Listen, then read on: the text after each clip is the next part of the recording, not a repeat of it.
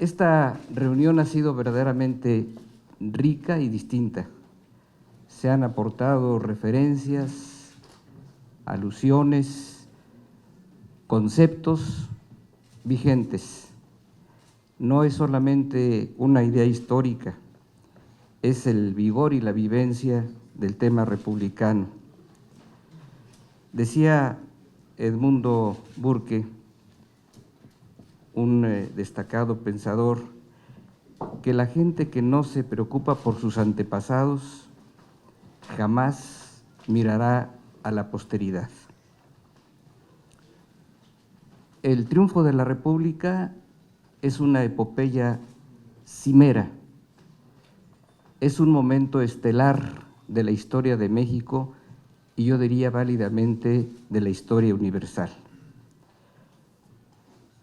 Frecuentemente escuchamos que la historia es maestra, y sin duda que lo es. La dialéctica histórica hoy está viva. El tener el privilegio de estar en los espacios físicos, el recordar la figura, recordar la estatura ética, política, jurídica del benemérito Juárez, es dialéctica de la historia, porque no es hecho aislado, ni un hecho consumado que ya ocurrió, es un hecho que revive cotidianamente, que se asume y se reivindica todos los días como una demanda perpetua y constante. Pero como dialéctica histórica, la República tiene génesis, tiene trayecto y tiene una presencia, está presente entre nosotros. En 1824 nacimos formalmente, constitucionalmente, como república. Nuestra génesis es republicana. El origen del Estado mexicano, Constitución de 24, artículo 4, es voluntad del pueblo mexicano constituirse en una república, república federal. Y aún antes, en el acta de federalismo, el acta del Pacto Federal, en enero 31 de 1823, ya se establecía que la forma de gobierno sería también republicana. Ahí se gesta la república, ahí se define, por eso es genética la república entre nosotros, porque viene desde ahí. Y fue también el trayecto que ahí arranca desde el punto de vista de Estado mexicano, fue también una serie de afirmaciones, negaciones y nuevas afirmaciones.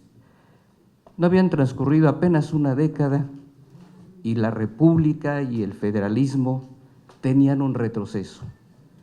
36, 37 significan un nuevo modelo, un cuarto poder conservador. Los estados no son pacto federal, son departamentos, son figura que desorienta el tramo original. Y se reafirma en 43 con las bases orgánicas.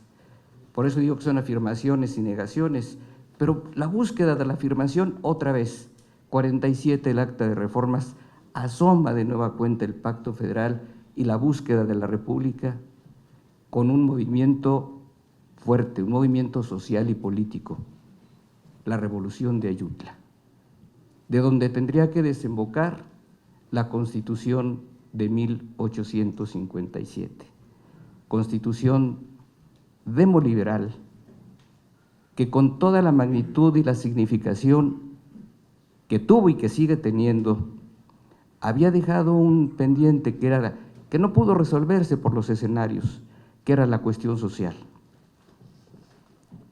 Ya se mencionó aquí ampliamente esta alianza por motivos de la deuda y los pagos que no podían hacerse por el escenario tan complejo que había vivido la nación y el presidente Juárez en su momento.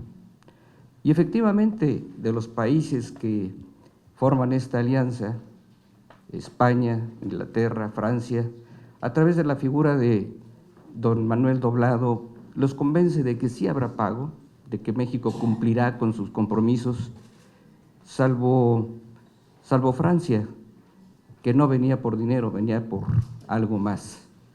Eran los intereses de otra dimensión.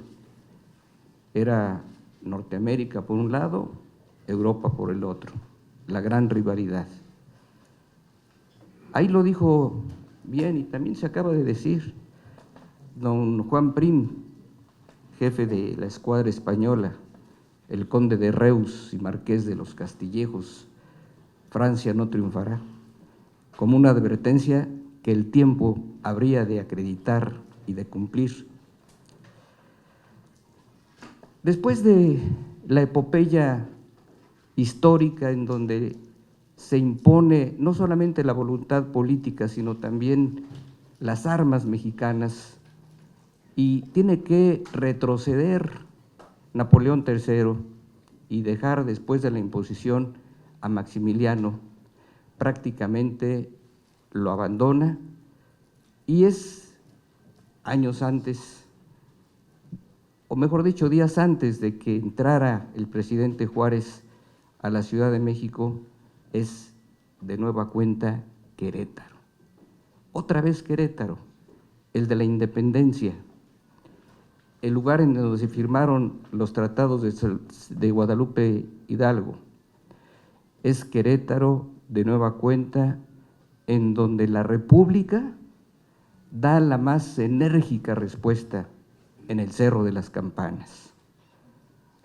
Era una demanda, lo dijo el presidente Juárez, una demanda de salud pública que había que consumar. Después de aquel 15 de mayo glorioso, inolvidable, de 1867, habría que hacer un espacio para recordar también raíces, y otra vez en la dialéctica, nuestro ejército. Ahí la figura del Ejército de Oriente, con el general Escobedo, comandante en jefe, la de Ramón Corona, comandante del Ejército de Occidente, y de otros más, que son continuidad y raíz de nuestro ejército mexicano, del de hoy, de toda dignidad y de toda calidad. Ahí estuvieron los generales Escobedo, Corona, Huerta, García, Colombres, Mejía, Mora, Antillón, Hinojosa, Patoni, Galloso, Osorio, Pinzón, Porfirio Díaz, Rioseco, Lamadrid. Esos son parte de la continuidad de lo que hoy tenemos que respetar y exaltar, una institución cimera como lo es nuestro ejército mexicano, lleno de raíces y lleno de continuidad. Pero sigue el camino, la oportunidad de que llegara a restaurar la República el presidente Juárez.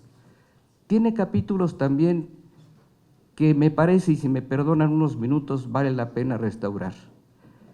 Lo acaba de decir la maestra Galeana. Efectivamente, el presidente Juárez, en su devenir personal, tenía un origen indígena, lleno de orgullo, pleno de orgullo. Cuando regresaba el presidente Juárez, venía de San Luis Potosí, pasa por Querétaro, y después del fusilamiento de Maximiliano, de Miramón, de Mejía, le pregunta al general Escobedo algo curioso. Le dice: dígame, general, ¿cuál fue el comportamiento del general Mejía, uno de los fusilados? ¿Cuál fue el comportamiento de él en el momento en el que estaba frente a las armas, frente al pelotón de fusilamiento? Y le dice el general Escobedo: señor presidente, pues debo decirle que se portó con gallardía, estaba entero frente al pelotón. Y la respuesta, que habla del orgullo indígena del presidente Juárez, dice: claro, no podía ser de otro modo, era un indio puro como yo. Esas son las raíces también, esa es dialéctica también. Nuestros pueblos originarios son motivo de orgullo y ahí se reflejaron en esa expresión también cimera del presidente Juárez. La enseñanza, como bien se dijo aquí, no ha perdido validez. Perdón por la repetición, pero fueron muy valiosos los comentarios que aquí se hicieron. Lo hizo el doctor Sadot Sánchez. Qué curioso que desde Francia, la que ocupaba en este momento, tendría que ser un enorme autor, Víctor Hugo, en esa carta de la que hizo referencia, dirigida al presidente Juárez. México se ha salvado por un principio y por un hombre. Perdón que lo aborde, doctor. El principio es la república. El hombre sois vos. Un monumento al pensamiento, a la dignidad y a la calidad. Hoy en día, la vigencia de la República tiene que construirse y reconstruirse todos los días. Hoy en día la República tiene que reafirmarse con el tiempo, con las transformaciones y con los retos. También se ha dicho, hoy en día el tema social sigue siendo uno de los requerimientos de la República a los que cada uno en su responsabilidad tenemos que responder a plenitud y según las capacidades personales y facultades legales y constitucionales. El vigor de la República eterna, de la República Mexicana, tendrá que darse y reconstruirse todos los días. Esa es la forma o la figura de entrar a lo que Heidegger llamaba el éxtasis del tiempo. El presente no existe sin el pasado está entre nosotros. Estos espacios están entre nosotros, el presente existe, pero si no hay un presente construido, edificado y consolidado, no podríamos construir futuro. Si construimos y reconstruimos día a día la República y los principios republicanos, México es y será una república eterna. Muchas gracias.